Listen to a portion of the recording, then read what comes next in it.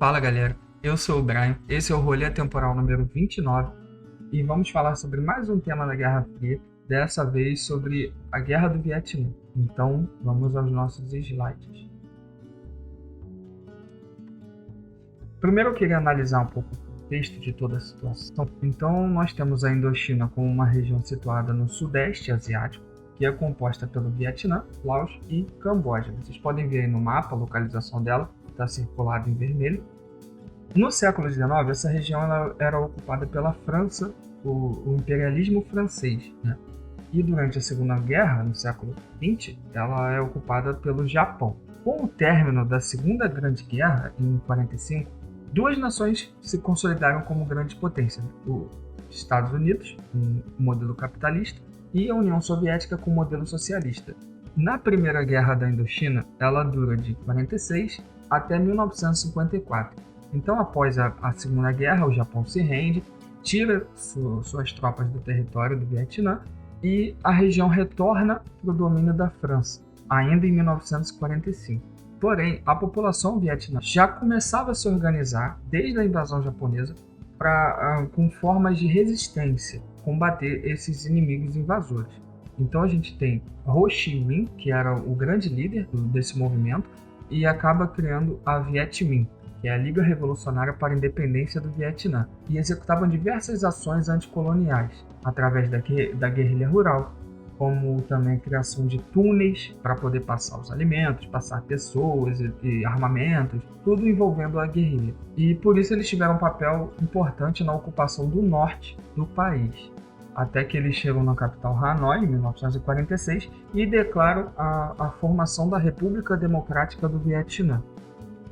É claro que a França não ia deixar essa perda territorial assim tão barata, e aí a Inglaterra acaba ocupando por um momento, ocupando mais ou menos aquele território, e a França exige da Inglaterra, para poder participar da OTAN, né, Organização do Tratado do Atlântico Norte, que a Inglaterra devolvesse, entre aspas, esse território para a França. O que acontece? Então a França volta a ter domínio sobre parte daquele território, mas na região do sul. Então o norte ele era ocupado pelo Viet Minh e o sul era ocupado pelos franceses. Eles guerrearam durante bastante tempo, até mais ou menos o ano de 1954, até que então os franceses são definitivamente derrotados, e esse reconhecimento pela derrota francesa só vem em 1956, na Conferência de Genebra. Nesse momento é onde a gente tem essa divisão de três países, né, com Laos, Camboja e Vietnã, e sendo esse, o Vietnã, contendo ainda mais uma divisão, que é conhecida como Paralelo 17, em Vietnã do Norte, onde os Viet Minh comandavam e ele tinha a orientação socialista, e Vietnã do Sul com orientação capitalista. Então, nesse momento, o país está super dividido, naquela divisãozinha clássica de Guerra Fria. Nós temos aqui até um mapa que eu quero mostrar a vocês. Aqui a gente consegue ver bem, né, essa divisão entre Norte e Sul. Nesse Paralelo 17 ainda diz que em dado momento, quando a situação se acalmasse, o país iria fazer uma eleição e a população iria escolher qual modelo econômico eles gostariam que o país adotasse, né? O modelo capitalista, que vigorava no Sul, ou o modelo socialista, que vigorava no Norte. Mas é claro que isso não vai acontecer em momento nenhum. Então vamos falar agora da guerra de fato, que é a Segunda Guerra da Indochina. Então, com essa divisão no país, muitos moradores que eram proprietários de terra, católicos, que moravam na região norte, migraram para o sul, já que os Viet Minh haviam iniciado um processo de reforma agrária como parte da sua revolução. Assim como no sul, muitos Vietcongs, que esse é um apelido pejorativo, tá? Então, toda vez que vocês verem alguma escrita chamando Vietcongs, eles não se chamavam assim, eles não gostavam que fossem chamados assim. Essas pessoas passaram a ser perseguidas pelo governo capitalista. Então, nesse momento, a gente tem uma troca. Os proprietários de terras fugindo para o sul e os revolucionários fugindo para o norte. Esses porque eram perseguidos mesmo e morriam, tinham que fugir. E como todo evento da Guerra Fria, vocês sabem, tem que ter uma participação dos Estados Unidos ou da União Soviética ou dos dois. E aqui não é diferente. A gente tem então a intervenção direta dessas potências, enquanto a União Soviética ajudava o Norte e os Estados Unidos ajudavam o Sul. Eles enviaram os Estados Unidos, no caso, enviou cerca de 2,5 milhões de soldados para servirem na região, enquanto o Vietnã do Norte batalhou com cerca de 1 milhão de soldados. Então você já vê uma grande diferença entre o poder militar de um lado e o poder do outro. Claro que a União Soviética também ajudou, ofereceram armamentos, alimentos e tudo mais. Então, no ano de 1963, John Kennedy, que era presidente dos Estados Unidos, é assassinado. Em seu lugar assume seu vice, Lyndon Johnson, e ele tem a responsabilidade de continuar mandando apoio ao Vietnã. Assim, no ano seguinte, então seu Congresso aprovava que os Estados Unidos podiam interferir sem fazer uma declaração formal de guerra.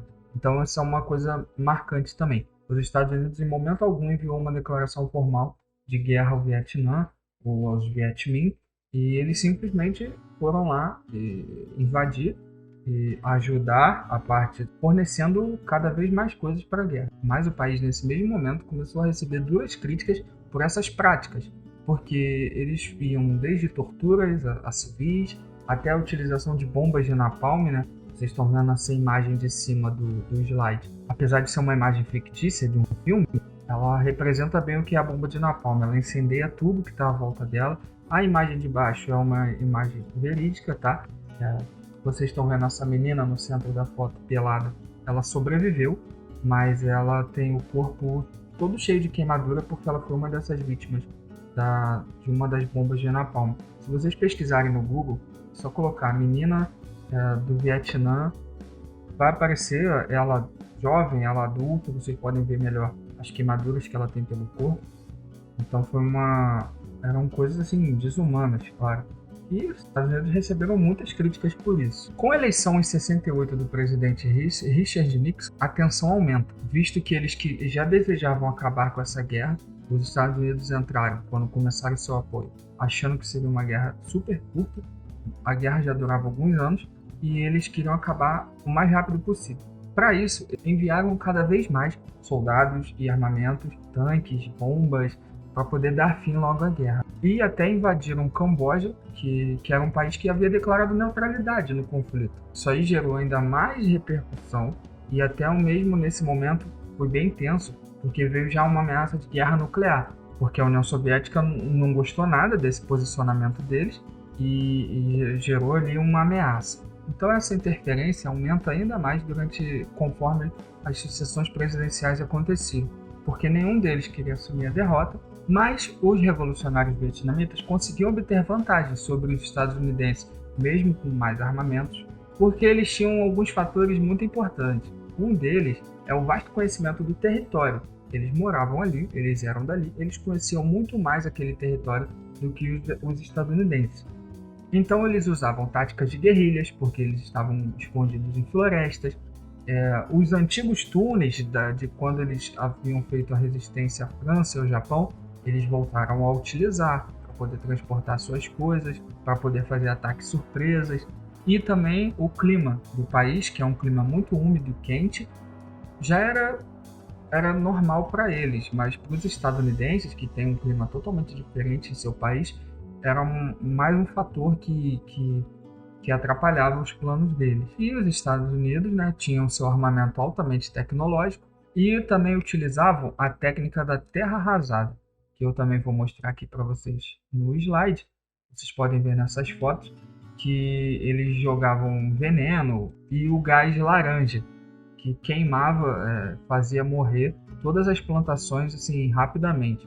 Vocês podem ver, eles passavam com os aviões jogando esse gás e a plantação rapidamente morria.